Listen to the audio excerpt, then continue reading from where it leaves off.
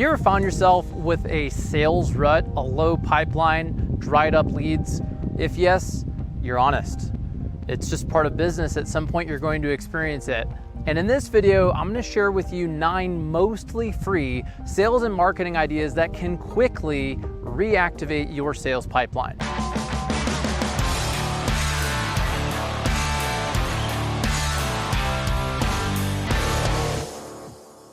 Hey everyone, Jostes here. Welcome to the Landscaper's Guide podcast, where we share sales, marketing, and leadership ideas to help you grow your snow and landscape business.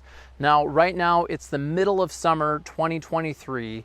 I recently came out with a podcast about sales and marketing in the new normal economy, or whatever we're in. But the fact is, many people's sales pipelines are drying up as a result of changing economic conditions, inflation, a lot of external factors, and also sometimes a lack of proactive marketing. So today we're going to share 9 mostly free tips. My first tip is to create an offer that people can say yes to now in this economy. So what is it that people can say yes to now? How has their budget changed? What are some of the things that maybe they can take advantage of in this market? And get really specific about who you want to buy and which service you want them to buy first. Think of your client ascension. How can people buy one thing so that way that they eventually buy the next one and the next one and the next one and become a lifetime value client? But what's something that is easy for them to say yes to? As an example, we're working with an irrigation company, and they're targeting, their ideal customer for this campaign is HOA homeowners who bought their home within the last 6 months, because they have 6 months in this particular market to get their irrigation system installed in their backyard. So they've created an offer that incentivizes that. I can't share what their offer is, but it incentivizes people to take action now. And we're going to market that very heavily. So getting clear on who is your hell yes customer now and what could they say yes to in this economy is the first step. Once you have that offer, create a graphic for it. You could create this quickly yourself, even using canva.com. canva.com is a great site for building graphics. You could hire your marketing team, you could hire a freelancer, but create a graphic, because once you have this, you can move on to step 2, which is to email your current customers. This works best when you've sorted your database by which services have people bought. And if you're not doing that, start tracking it now, because it empowers you to do reactivation campaigns, like in that example of the irrigation system campaign. Maybe you do landscaping and irrigation. If you kept track of the customers who bought landscaping but they didn't do irrigation, or maybe they didn't irrigate their full backyard, or whatever the service that they didn't buy, knowing that can allow you then to email those customers with your special offer.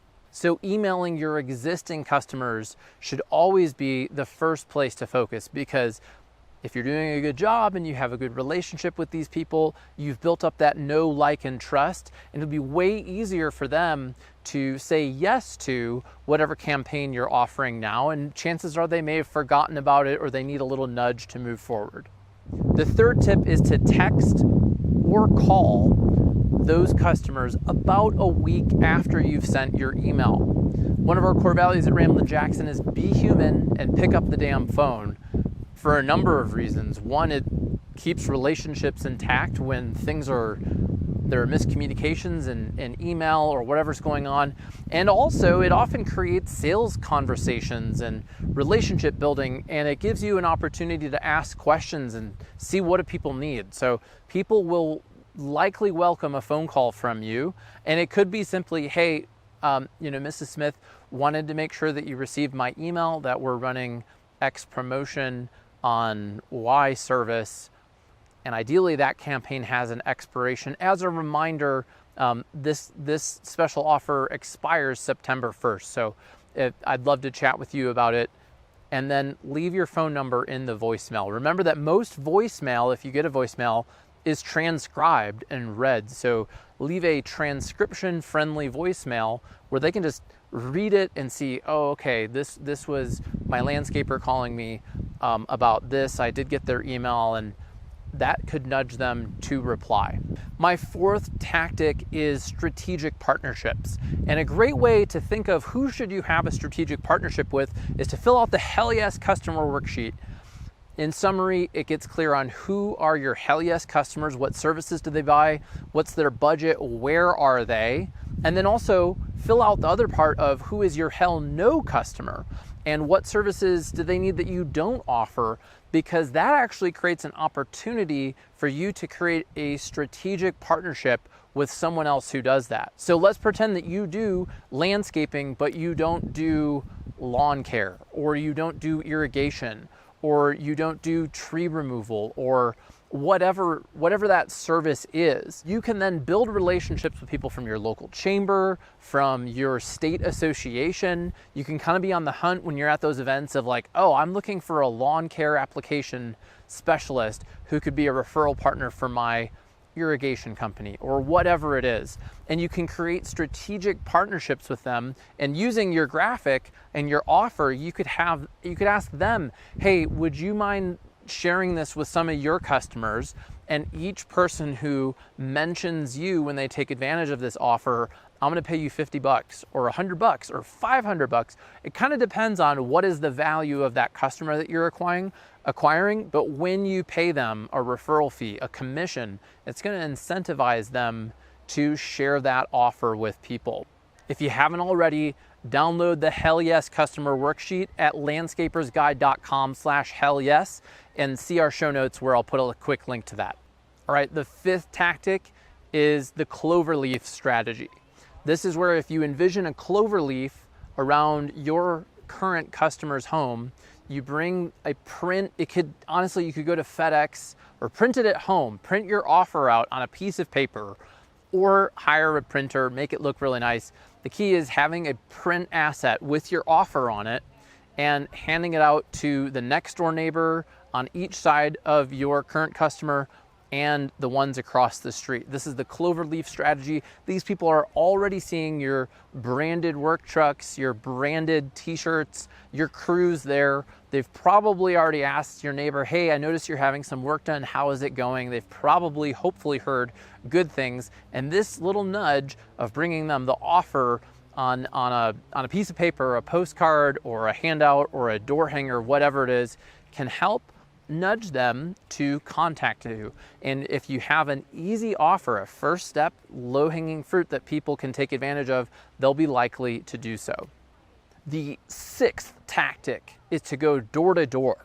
My first job out of college was doing door-to-door sales as a milkman at a dairy farm that delivered milk in glass bottles to your doorstep. It was an incredible job. If you've never done door-to-door sales, it's truly exhilarating. It's really fun. You get to meet a lot of interesting people. You get to hear no a lot, which builds stamina and endurance for hearing no through the rest of your career in sales and in business, because you're going to hear it a lot. So I honestly recommend doing a door-to-door sales job. If you're listening and you're thinking of going into business, it's invaluable. But seriously, going door to door, and in the example that I shared of the irrigation company that knows that new developments that were built and constructed within the last 6 months are a prime Hell Yes customer for them, taking that offer and going door to door and letting people know, hey, did you know that the association allows for you have to have this done within 6 months. We wanted to introduce ourselves. You've got to tread lightly here, make sure you're following whatever HOA rules and so on, but this works really well. And I once met a design build landscape contractor in Oregon at the Far West show who told me that he did $1.6 million in revenue each year entirely from doing door-to-door sales. So I believe it can work for a variety of different services. And when you have that print leaf behind, it can work really well. Quick story, when I sold milk, there was a guy named Wild Bill. So they had Western nicknames for us. They called me Ramblin Jack, and there was Wild Bill. And Wild Bill was a radio DJ who was also a stand-up comedian. He was Wild Bill Cody, and he was hilarious.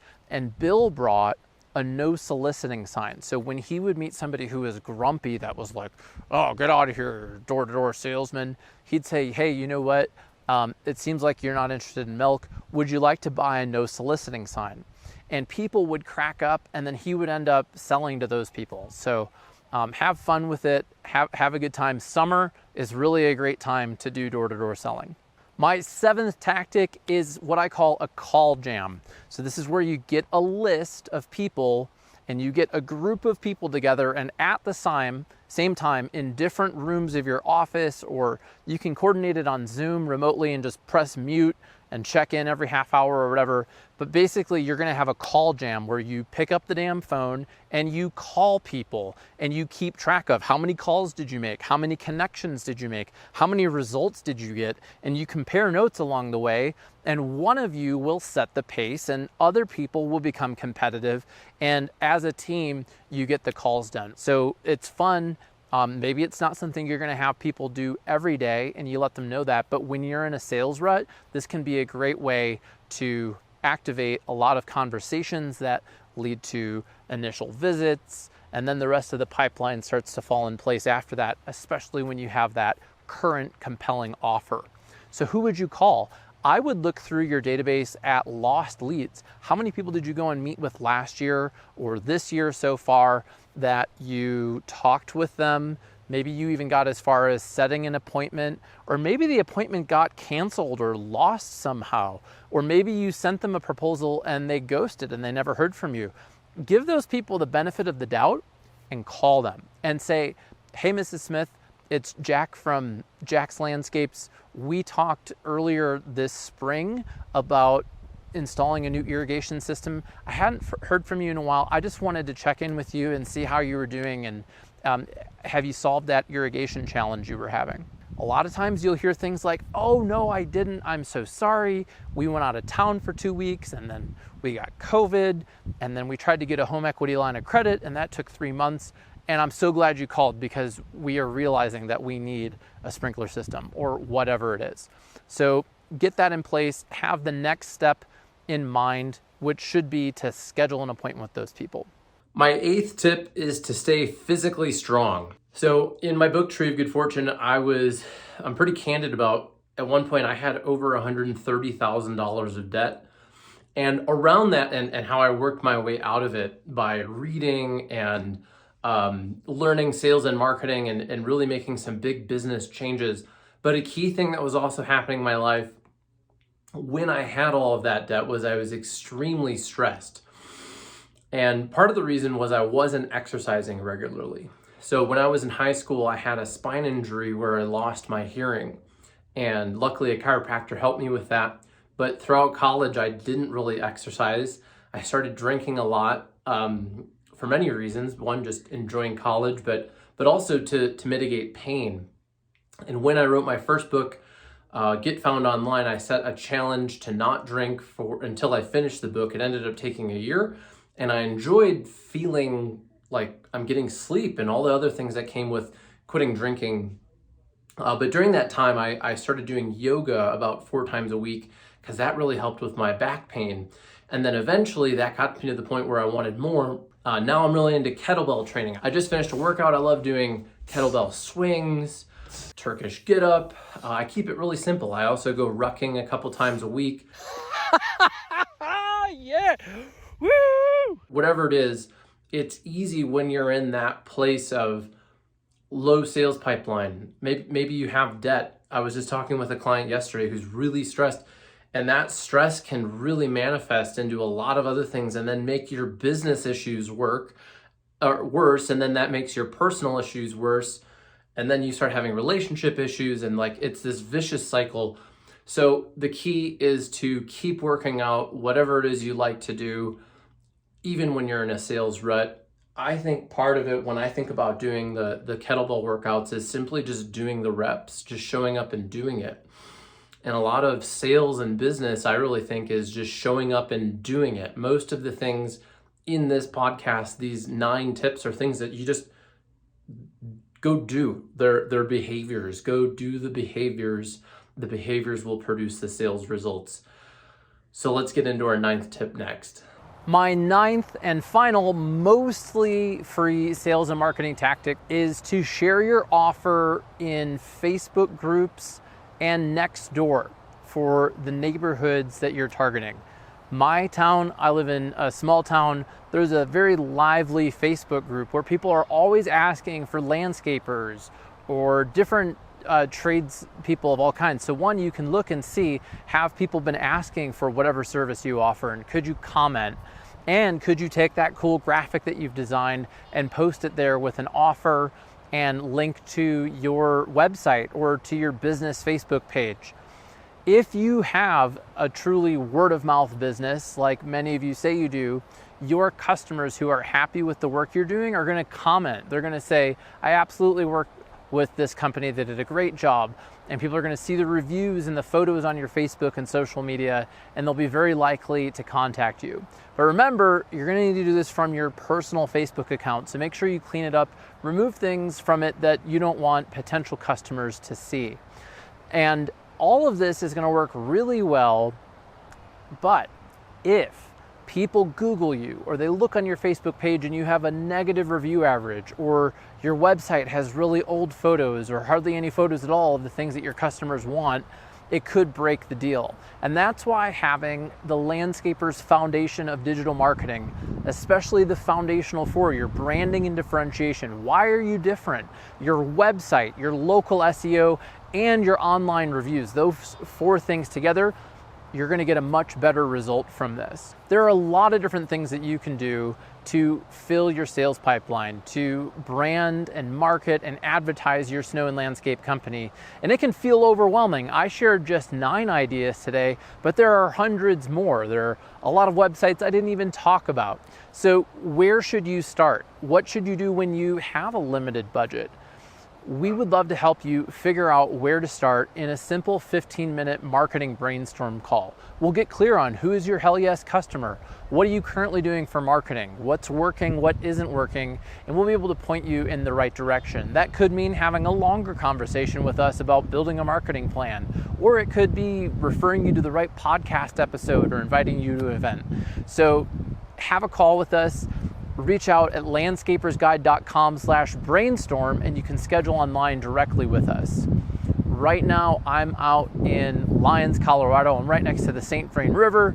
It's a beautiful day. It's actually overcast now, which is easier for me to record this video than the first segment that I recorded. But I want to invite you to come and meet me here and meet the Ramblin Jackson team. We're having our 14th birthday party because 14 is the coolest age that no one celebrates until this year. So come to our party for real. We're having an outdoor barbecue. We're going to play the stump game. We're meeting in one of the most beautiful landscapes I've ever been to. It's Laverne Johnson Park, where there's this awesome zip line, the river runs through town, there's all these outdoor pavilions, in the winter there's an ice rink there, there's tons of mature trees. It's really a beautiful place. It's taking place on Wednesday, August 2nd during our Ramblin retreat. We've got the Ramblers flying out from around the country.